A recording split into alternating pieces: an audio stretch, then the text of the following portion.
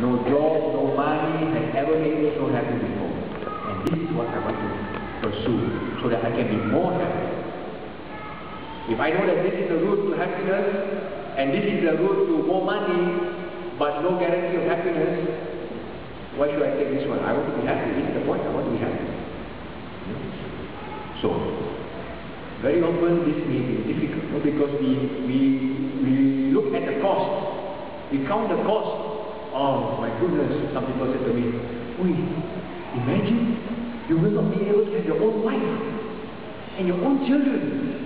Why go and look after other people's children when you can have your own children? Look at how you are dressed, so nice clothes, good car and so on.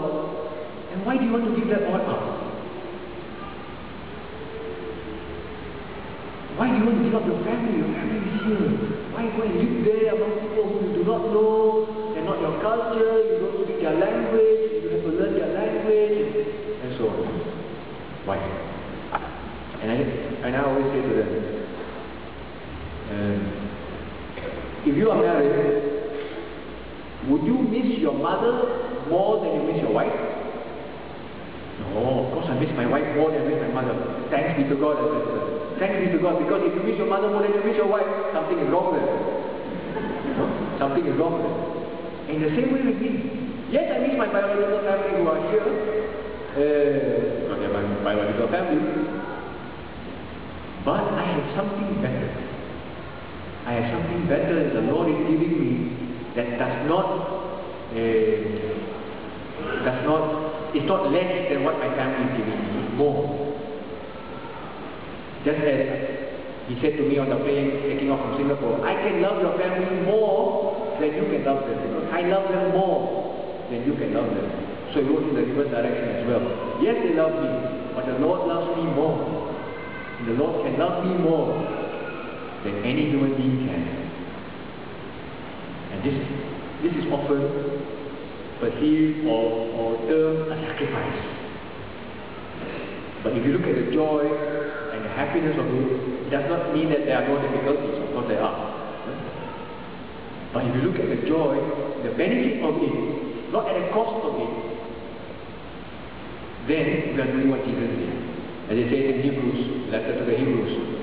Because of the joy waiting for him beyond the cross, he endured the cross, disregarding the shame of it. In the same way. Because we only want to be happy, and we, in our relationship with the Lord, pray with him, listening to him, if we discern with the help of our spiritual guides and the community, the Christian community, we discern that this is the call of God for us, let us go for it. Because then we will be happy. Let us look at the joy waiting for us, not at the cost of it.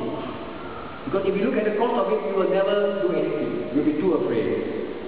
But if we look at the joy of it, that is the goal. That is the true finish line. We will be able to get over all the hurdles along the way to reach the finish line. And this is being the Eucharist, which we are going to celebrate. This is being the Eucharist. Because the Eucharist,